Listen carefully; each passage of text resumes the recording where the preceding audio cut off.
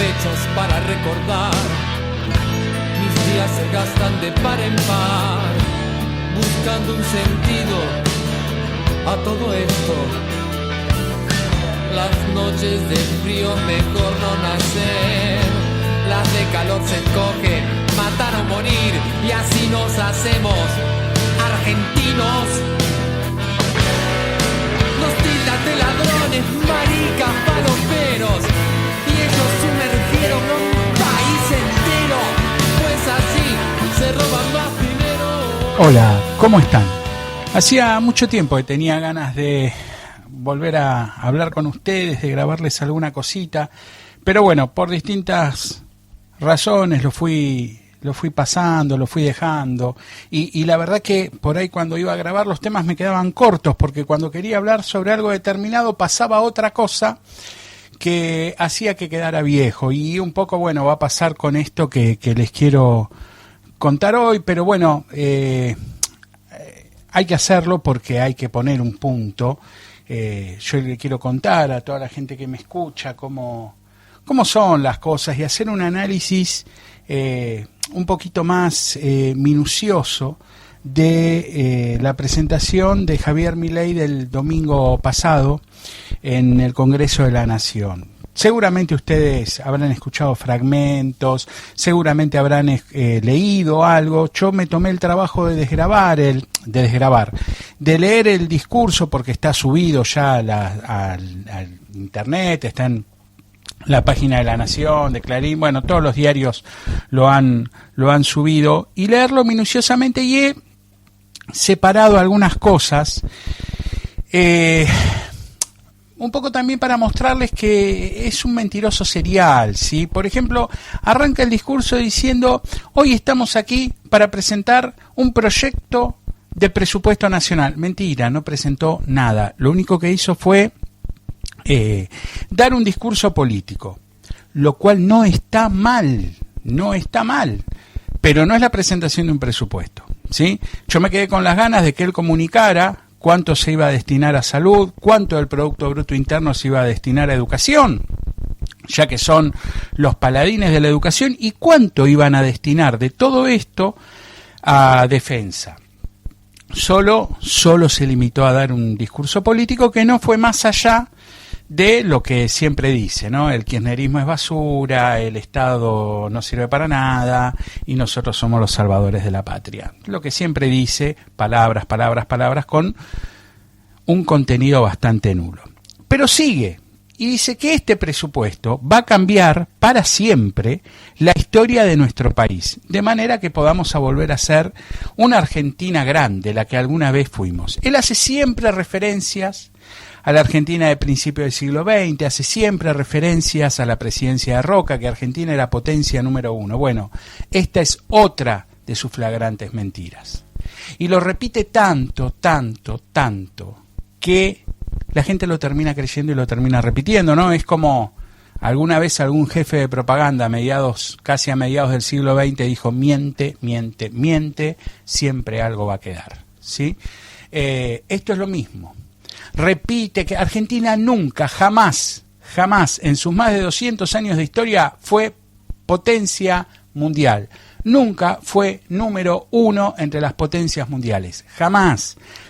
A lo sumo habrá tenido para algunos algún estándar de vida un poquito más acomodado, o habrá tenido algún superávit comercial debido a su rol de proveedor de materias primas a los países centrales. Pero hay que terminar con estas falsas referencias a una Argentina potencia que no fue. Milei insiste en presentar a la presidencia de Roca como la que convirtió a la Argentina en una potencia mundial. Yo les voy a contar, miren, el ministro del Interior de Roca, Joaquín B. González, le va a encargar a Juan Vialet Macé un informe sobre el estado de las clases obreras en el interior del país. El primer volumen de este informe, que se conoce como el informe Vialet Macé, es de 1904, ¿sí? Y en él va a empezar a detallar las condiciones a las que se sometía a las clases populares, sin descanso, sin higiene, salarios de miseria, ¿sí? Esto era la situación de la Argentina potencia que describe Milei. 1904, presidencia de Roca. ¿Sí? Esto es lo que va a desencadenar el primer atisbo, ¿sí? o la primer ley de empleo que va a haber en la Argentina. Pero si a esto le sumamos los informes que vienen de 1901, 3 años antes, de cuando se impone el servicio militar obligatorio y se tiene que hacer la revisión médica a los jóvenes del país, desnutridos, enfermos, con bajo peso, sin desarrollo adecuado. Todo esto era la Argentina potencia a la que refiere Milei, ¿sí? Clases trabajadoras sin higiene, con salarios de miseria, sin descanso, una juventud desnutrida, una juventud con bajo peso, una juventud enferma. Esta es la Argentina potencia que describe Milei. Milei tiene una Argentina muy acotada. ¿Vieron que desde hace muchos años se dice la Argentina no termina en la General Paz? Bueno, Milei tiene una Argentina de 20 cuadras a la redonda, ni siquiera llega a la General Paz. Esta Argentina, obviamente, es una Argentina para pocos, ¿sí? Donde las clases dominantes eran las únicas beneficiadas. Pero vamos a seguir. Dice, durante años la clase política vivió poniendo el cepo a las libertades individuales. Otra mentira más. Yo quiero que algún libertario, que alguien venga y me diga, en los últimos 40 años, ¿qué es lo que no le dejó hacer el Estado? ¿Qué es lo que no pudo hacer el Estado? Porque hasta donde yo sé, cuando se instala en la política la palabra cepo, se refiere al cepo cambiario, donde decían, yo quiero libertad, quiero comprar dólares. Bueno, muy bien, y se podía comprar dólares. Vos ibas, te anotabas, hacías el trámite en la AFIP te autorizaba a comprar 100, 200, 300, 500 dólares, no sé. Pero podías comprar, podías comprar dólares.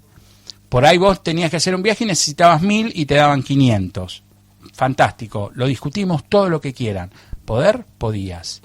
El que puso el cepo, la restricción absoluta de que los bancos no te venden más dólares, es el ingeniero, es Mauricio. No fue ni Cristina, no fue Axel, no fue Néstor, no fue Alberto. Cuidado, porque la falta de memoria nos lleva a creer estas cosas. ¿Sí? Entonces díganme cuál es la libertad que el Estado le había suprimido. Sigue con sus aberraciones y dice, hoy vinimos aquí a ponerle un cepo al Estado. Este presupuesto que tiene una metodología que blinda el equilibrio fiscal, sin importar cuál sea el escenario económico. Este blindaje fiscal abre una nueva página en la historia, pero es descarado ya cómo te subestiman. Lo primero que hay que aclarar de este párrafo es cómo pretende hacer parecer nuevo lo que ya es viejo. ¿Sí? Usa la palabra blindaje. Mamma mía, qué palabrita. Yo los invito, a los jóvenes, a investigar sobre lo que fue el blindaje 2001 de De la Rúa y cómo terminó.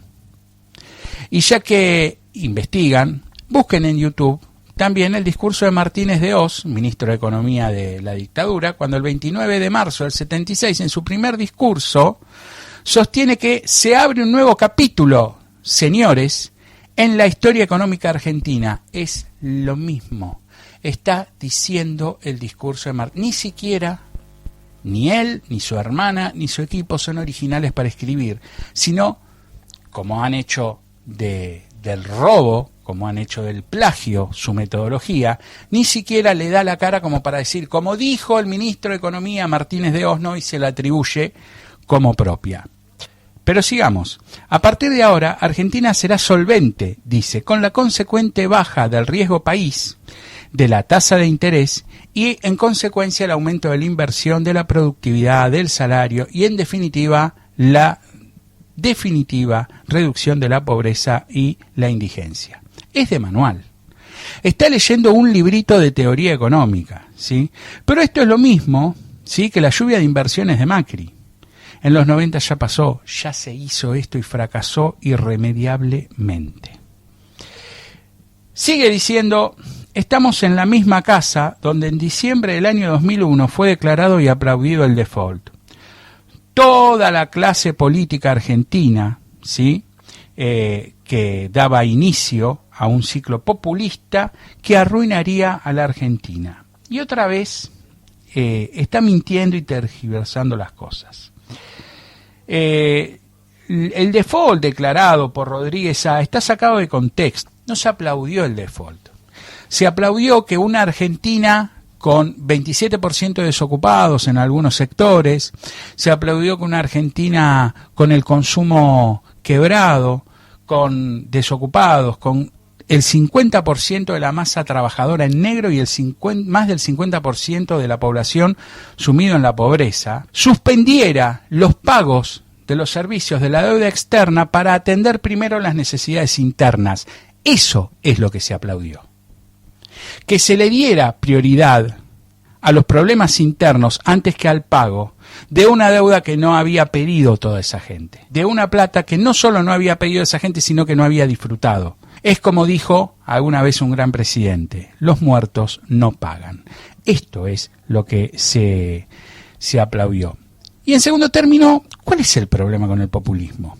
Si nosotros analizamos qué es una medida populista, ¿es una medida a favor del pueblo? Entonces, que a mí alguien me diga qué empresario, qué rico, qué millonario, qué aristócrata, qué oligarca dejó de serlo por medidas populistas. Que alguien venga y me diga quién perdió su posición privilegiada a causa de un gobierno populista. Entonces, ¿cuál es el problema con el populismo? ¿Que el pueblo esté bien, está mal? Eso es. Luego dice que él es economista y que debe basarse en una economía sana, donde las personas pueden ejercer verdaderamente su libertad. Insiste con esta idea. Yo le recomiendo al presidente que lea, que estudie un poquito de historia. Hubo muchos periodos donde la economía estaba siendo saneada o donde la economía estaba manejada por gente afín a su ideología y sin embargo libertad no había. Entonces, eso de que en una economía sana las personas pueden ejercer su libertad es bastante discutible, por lo menos en los términos que él lo expresa. Porque si él hubiera dicho la libertad económica es otra historia, pero él habla de libertad. Continúa. Para controlar la inflación ponen controles de precios que hace 4.000 años que sabemos que no funcionan. Yo no sé quién hace 4.000 años, o sea, 2.000 años antes de Cristo, quién carajo puso un control de precios, porque esto es antes del mercantilismo. Pero no un poquito antes del esto es 3.500 años antes del mercantilismo. Entonces, no sé de qué está hablando. Todo lo hace así. Más adelante les voy a hablar del 4.000%, del 17.000% de inflación.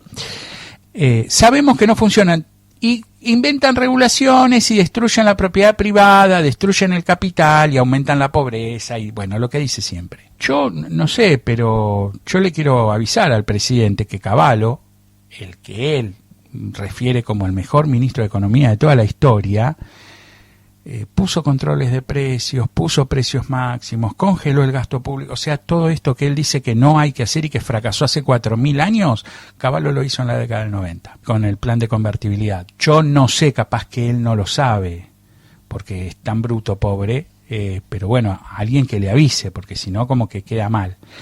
Luego le dedica varios párrafos al déficit fiscal y a lo tremendo del déficit fiscal, y que los políticos no saben hacer las cosas y que con el déficit cero se puede combatir la pobreza, que el populismo solo genera déficit y el déficit genera inflación porque la inflación es un fenómeno monetario y esto es mentira. Vuelve a manifestar su ignorancia, no para de manifestar su ignorancia a cada palabra que lo dice. Es absoluta.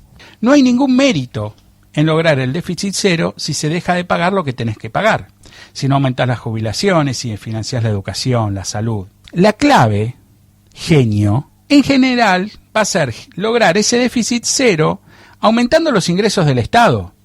Y esto no se hace necesariamente aumentando impuestos. Vos podés lograr aumentar los ingresos del Estado aumentando la productividad, aumentando las exportaciones y no las importaciones.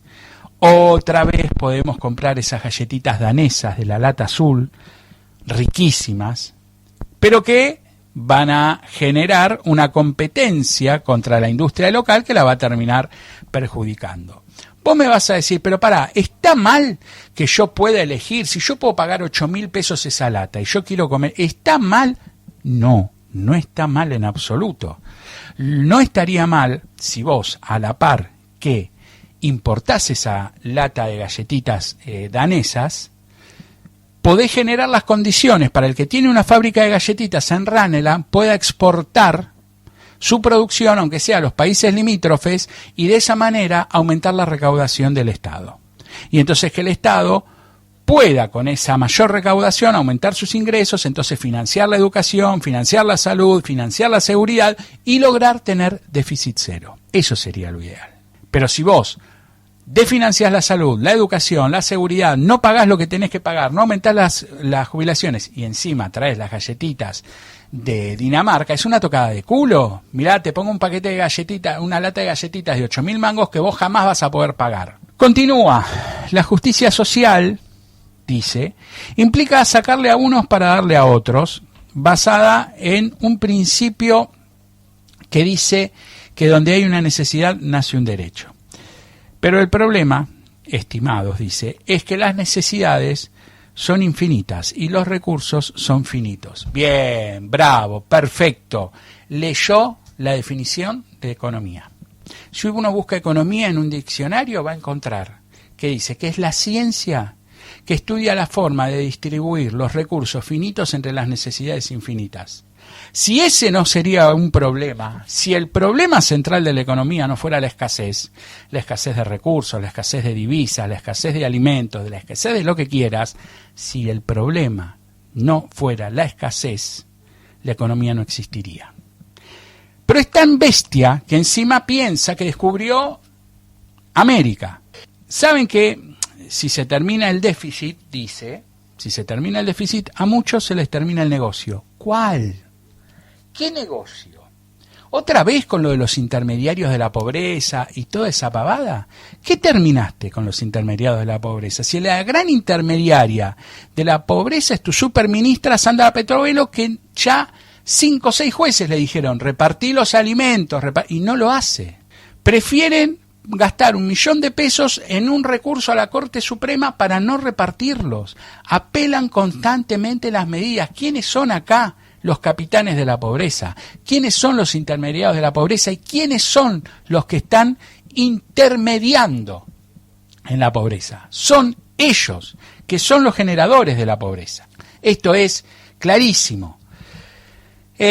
Después, bueno, en contra de los dichos de Mauricio Macri, cuando dice que luego de haber hecho el ajuste más grande en la historia de la humanidad, no me deja de llamar la atención que dirigentes de todos los colores políticos nos acusen de no tener gestión. A eso les digo que gestionar es no designar miles de funcionarios.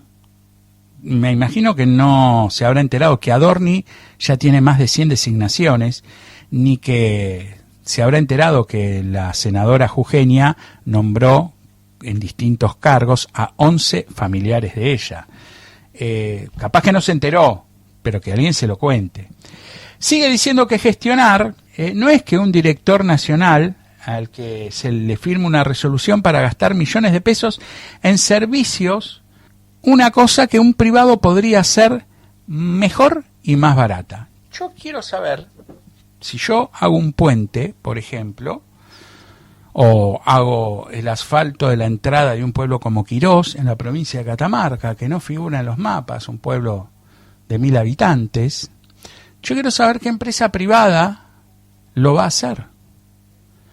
¿Qué empresa privada va a asfaltar o va a ponerle nombre a las calles y va a tomarse el trabajo de ponerle numeración a las calles de Quirós, si no va a poder cobrar un peaje, si no va a recibir una contraprestación, a menos que ese trabajo se lo pague el Estado? Entonces, cuéntenme, a ver, los genios, díganme cómo una empresa privada va a llevar agua al medio del monte donde vive una comunidad si no van a poder pagar la cuenta.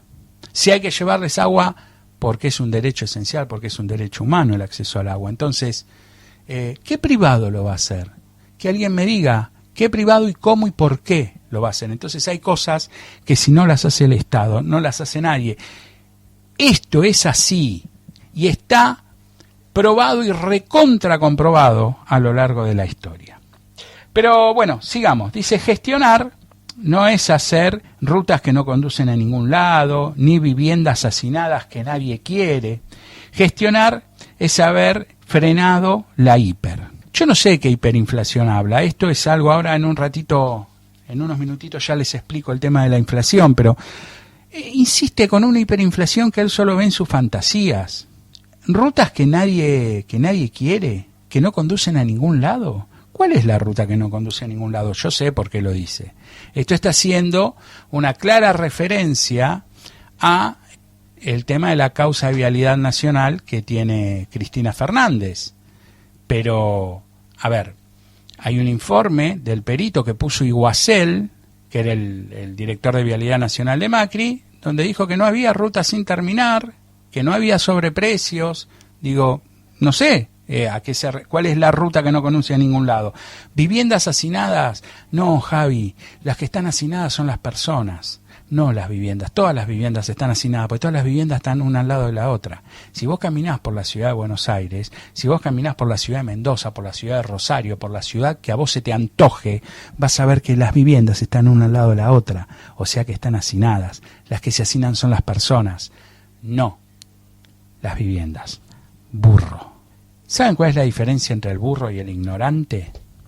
El ignorante, de lo que no sabe, no habla. Se calla, justamente porque es ignorante. El burro habla igual. Javier Milei es burro. Es un burro. Bueno, después termina hablando y siempre haciendo referencia al déficit cero y a no gastar de más, que el Estado no va a gastar lo que no tiene, y todas estas cosas, ¿no? En una actitud tribunera se refiere a uno de los lemas: él no viene a liberar corderos, sino que viene a conducir leones, y los leones están despertando. Dice, yo no los veo, yo no los veo a los leones. Sí veo a la policía. Veo a la policía pegándole a la gente que protesta, veo a la policía gaseando a una nena, veo a la policía haciendo lo que hizo toda la vida. Pero yo la verdad que no veo a los leones. Es más, los veo bastante guardaditos. Sin mencionar este último video que salió, donde habla de un virus K en una actitud absolutamente fascista, porque obviamente lo primero, esto se hizo en la Alemania nazi, el deshumanizar a los judíos. Si vos los deshumanizás, los podés destruir. Y esto es lo mismo. Los K son un virus, no son humanos. Entonces al virus hay que destruirlo, hay que matarlo, hay que eliminarlo. Bueno, malas noticias, Javo, desde el 55 que están intentando desaparecernos y cada vez somos más. Lo lamento. Bien. Hasta aquí la parte del discurso del impresentable pero quería explicarles algunas cosas de inflación para terminar con esto. Cuando Milei habla de un 17.000% de inflación, yo no me he cruzado con nadie, con ningún libertario que me haya podido explicar qué cuenta hace para llegar al 17.000% de inflación. Capital por 1 más I a la N. ¿Cómo llegamos a tener de 1 peso a 17.000 pesos al cabo de un año? Para decir que tenemos una inflación. Yo arranco el 1 de enero con 1 peso, tengo que tener 17.000. Si hay una inflación tremenda, tendría que ser el equivalente a 17.000. Yo la verdad que no entiendo. Uno me dijo, no, porque si vos tomás un 2% de inflación diaria, ¿cuándo hubo un 2% de inflación diaria? ¿Cuándo? Sí, claro, si yo tomo que Milei tiene el 50% de inflación por hora, el mes que viene estamos en una hiperinflación que nos vamos a matar entre nosotros. Pero no hay un 50% de inflación por hora. Entonces, llegar a eso es una construcción sumamente estúpida. Les voy a contar algo que todos saben, que todos han escuchado, que es la ley de oferta y demanda, que es lo primero que tenemos que entender, que es uno de los pilares del liberalismo.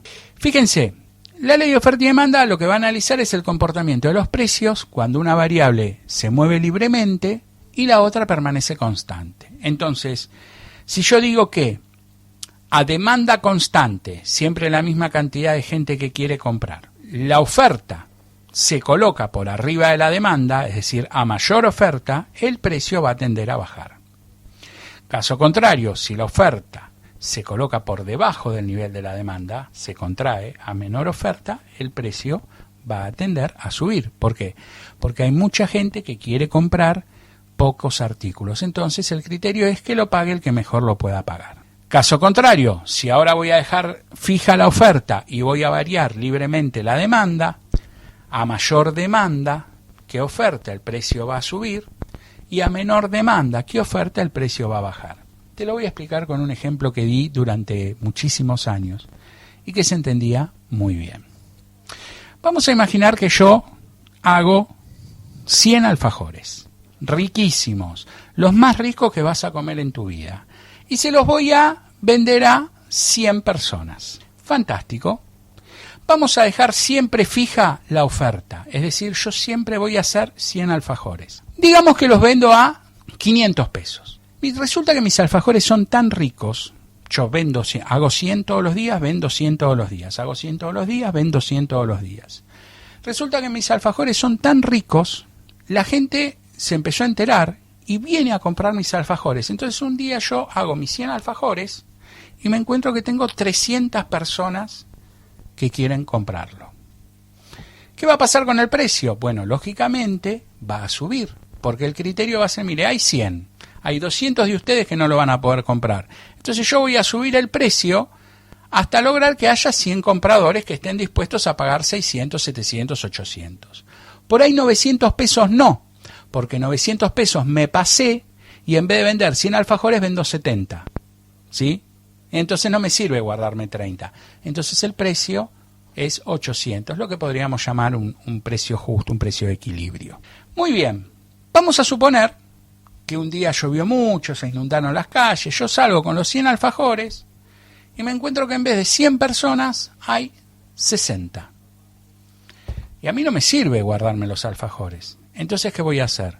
Voy a bajar el precio para tentar a la gente a que compre más de uno. ¿Y hasta dónde lo voy a bajar? Hasta que yo logre que se vendan los 100 alfajores. Porque tampoco lo voy a bajar a 100 pesos, porque eso va a generar que todos quieran comprar más de uno y no tengo. Y eso me va a provocar que el precio suba. Entonces yo tengo que ir logrando ese equilibrio. Voy a ir bajando el precio para tentar que 15, 20 personas quieran comprar 2 alfajores. Entonces yo vendo los 100 del día y la gente se llevó todos los alfajores que querían. ¿De acuerdo? Esto es si yo dejo siempre fija la oferta, la dejo constante. Vamos a dejar constante ahora la demanda. Siempre me encuentro con 100 compradores. Un día me equivoco con los ingredientes y en vez de salirme 100 alfajores, me salen 70. La oferta se va a colocar por debajo del nivel de la demanda. Entonces, el precio va a tender a subir. Se lo van a llevar los 70 que mejor lo puedan pagar. Al día siguiente me equivoco, pero para el otro lado, con los ingredientes. Y en vez de salirme 100 alfajores, no me salen 70, pero tampoco me salen 100, me salen 150. Tengo 150 alfajores para 100 personas. ¿Qué va a pasar con el precio? Lógicamente, va a tender a bajar. Yo necesito que más de uno me compre 2 alfajores. Así funciona la ley de oferta y demanda.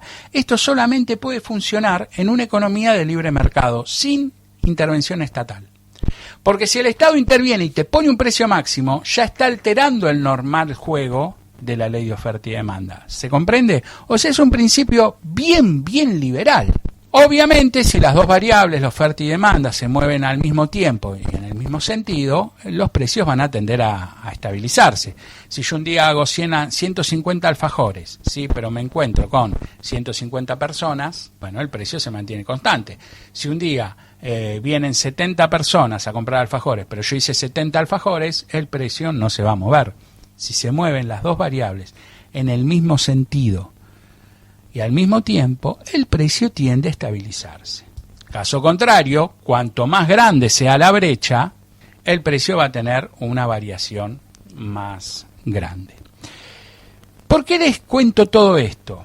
Porque esta es la base, este principio liberal es la base que demuestra que Milei no sabe de economía. Milei insiste en que la inflación es un fenómeno monetario, ¿sí? Es cierto, hay un gran componente monetario. Hay todos los pesos, todos los billetes, y bueno, iba a decir y monedas, todos los billetes que están dando vueltas por el país tienen que tener un respaldo en el Banco Central. En oro, en dólares, en lo que sea, pero tienen que estar respaldados. Esto es lo que le da credibilidad a nuestra moneda. Esto es lo que hace que yo me tomo un avión, me bajo en España y puedo comprar euros y tal vez pagarlos con pesos. ¿Por qué? ¿Qué va a pasar? ¿Para qué quieren los pesos en España? No los quieren. ¿Qué van a hacer? España después lo va a llamar a Milei y le va a decir, escuchame, acá los argentinos vinieron y me dejaron tantos millones de pesos. Yo te los mando, usalos vos, a mí mándame oro, mándame dólares, mándame euros. Esto es fundamental para el desarrollo de la economía, el respaldo, porque si no, serían papelitos de colores o solamente podrían ser utilizados en la República Argentina. Entonces, esto es lo que le da el respaldo, lo que le da es credibilidad a nuestra moneda. Según ese respaldo, bueno, se va a establecer una paridad cambiaria, obviamente. Si yo tengo, convertibilidad, un peso igual a un dólar. Supuestamente, yo por cada peso que tengo dando vueltas en la Argentina, tengo un dólar, tengo una paridad de 1 a 1. Yo digo un dólar porque es lo que todos más o menos conocemos. Podría ser un gramo de oro, podría ser, un euro, medio euro, lo que sea. Se entiende el concepto. Si yo tengo que por cada peso está respaldado por un dólar, digo, bueno, un peso es igual a un dólar. Muy bien. Si yo emito pesos, ¿sí? El billete de dólar que yo tengo no puede dejar solo y sin respaldo al nuevo billete. Yo tengo ahora 2 billetes de peso por cada dólar. Entonces es como que este dólar se tiene que partir a la mitad para venir a respaldar al nuevo billete de 1 peso. Entonces yo pasé ahora de una paridad de que para tener un dólar necesitaba 1 peso, ahora para tener un dólar tengo 2 pesos. Se devaluó la moneda. El peso que antes valía 1 dólar, ahora vale medio dólar. ¿Sí? ¿Se entendió? Pero esto es un enfoque netamente monetarista, ¿sí? Cuando uno habla de inflación, ¿sí? Habla de 3 enfoques. El mismo enfoque monetarista te va a decir que hay una cantidad de bienes en el país y hay una cantidad de dinero dando vueltas en el país.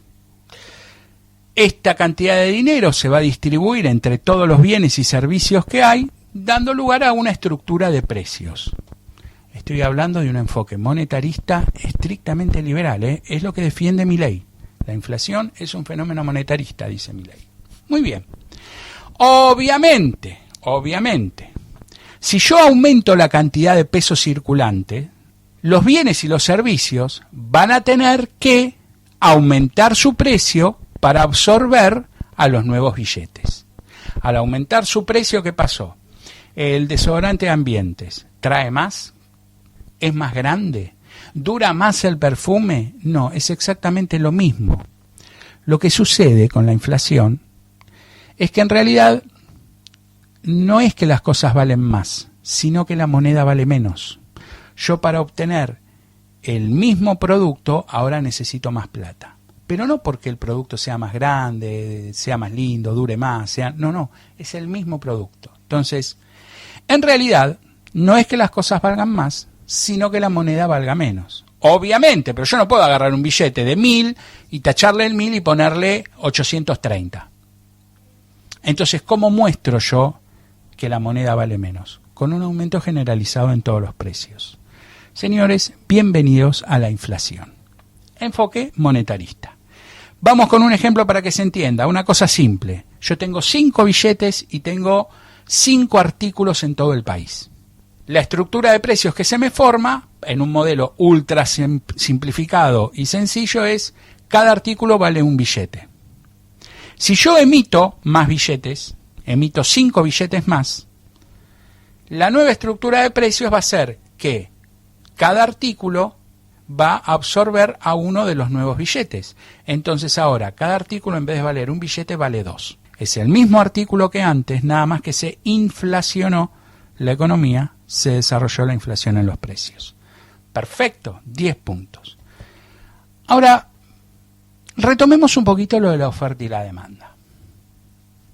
¿Qué pasa si cuando yo aumento la cantidad de pesos, tengo 5 billetes de peso, tengo 5 artículos, un artículo, un peso?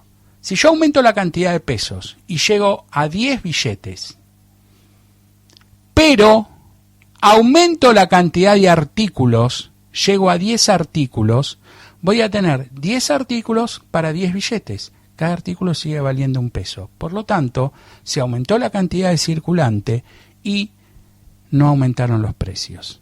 Esta es la respuesta para Javier Milei, que dice que la inflación es un fenómeno monetario, pura y exclusivamente monetario. La inflación es un fenómeno multicausal. Esto que les acabo de decir es el enfoque estructuralista, al cual adherimos aquellos que estamos más de acuerdo con un concepto más keynesiano de la economía, donde la clave es, bueno, muy bien, está perfecto lo que plantea el monetarismo, ¿sí? Ahora, ¿por qué yo no puedo aumentar la cantidad de bienes? ¿Por qué yo no puedo aumentar la cantidad de artículos? Porque hay algo que me está frenando eso. Y generalmente se responsabiliza a un arcaico, viejo, obsoleto sistema de producción en las materias primas que impide que se aumente, abastecer a la industria para aumentar la cantidad de bienes y servicios. Entonces, el problema, por eso se dice estructuralismo, porque el problema está en la superestructura económica, está en la generación de la materia prima, está en la generación de los artículos primarios, ¿sí? En el primer sector de la economía.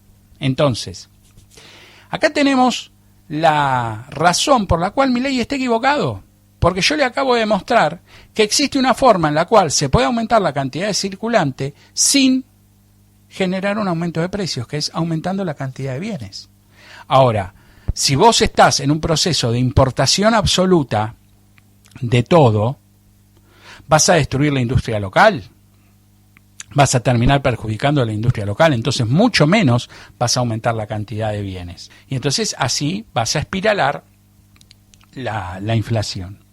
Y finalmente, y para terminar de destruir la teoría del orate que nos gobierna, tenemos un tercer enfoque inflacionario que en realidad a mí no me gusta considerarlo como un enfoque. Lo que pasa que hay tantos economistas que han adherido a esto alrededor del mundo que le han dado un estatus de teoría económica en sí misma. Yo creo que es algo, para que una teoría económica sea considerado teoría, yo entiendo que debería comprobarse en distintas situaciones y en distintos modelos, o en cualquier tiempo y lugar se podría poder demostrar. Acá esto que les voy a contar ahora pareciera que tiene que ver más con una cuestión más tercermundista que otra cosa, que es el enfoque de la expectativa, ¿sí? Son los tres enfoques de la economía: el monetarista, el estructuralista y el enfoque de las expectativas, que dice que a veces en determinados países un cambio en el gobierno, un rumor, puede generar una corrida en los precios. Y si nosotros lo pensamos por un minuto, esto ha pasado 1000 veces en la historia económica argentina. ¿Qué pasaría si mañana Milei renuncia? ¿Qué creen que pasaría a ustedes con los precios? ¿Qué pasaría si hay un golpe de Estado? ¿Qué pasaría si Argentina corre riesgo de tener un conflicto armado con Bolivia, con Chile, con Inglaterra otra vez? ¿Ustedes no creen que los precios aumentarían por las dudas? Es el famoso por las dudas. ¿Ustedes creen que no van a modificarse los precios ante situaciones así? Entonces, el enfoque de las expectativas en determinadas economías es de un cumplimiento, yo diría, casi de ley económica, ¿sí? Entonces, bueno, nosotros lo hemos visto y lo vemos siempre en lo que ellos llaman la reacción de los mercados a determinadas resultados electorales, a determinadas políticas gubernamentales, caen los bonos, sube el dólar, baja el dólar. Bueno, todo eso es expectativa y se traduce a precio después, ¿sí? Entonces, tres enfoques de la economía. Monetarista, pura y exclusivamente liberal, es un enfoque al que adhieren todos los economistas liberales. El enfoque estructuralista, que es al que adhieren los economistas que se ven más identificados con una visión keynesiana de la economía, y el enfoque de las expectativas, que podría darse casi con fuerza de ley en un país tercermundista o una economía subdesarrollada. Por esto es que insisto que Milei no sabe de economía, que Milei está equivocado cuando dice que la economía es un fenómeno netamente monetario. La economía es un fenómeno multicausal, donde efectivamente va a entrar la cantidad de circulante, pero también va a incidir las expectativas que tengan los generadores de precios, ¿sí? Como los supermercadistas, por ejemplo, ¿sí? Y también va a incidir la capacidad productiva del país a la hora de formar la tasa de inflación. Quería contarles esto, espero haber sido claro, espero que les haya sido útil y que puedan entender un poquito más a Javier Milei cuando habla y dice las pavadas que dice. Gracias por escucharme, gracias por estar del otro lado, nos escuchamos en la próxima. Chao. Vi a la gente del 90 cantando la vieja oración. Yo me bajo de este auto, mi silencio fue traición. Las metáforas no sirven cuando muere la nación. Esos locos gritan, gritan, como ahora grito yo. Hijos de puta, hijos de puta, como nada puedo hacer, puteo. Hijos de puta, hijos de puta, como nada puedo hacer, puteo. Hijos de puta, hijos de puta, como nada puedo hacer, puteo. Hijos de puta, hijos de puta, como nada puedo hacer. Cuando el silencio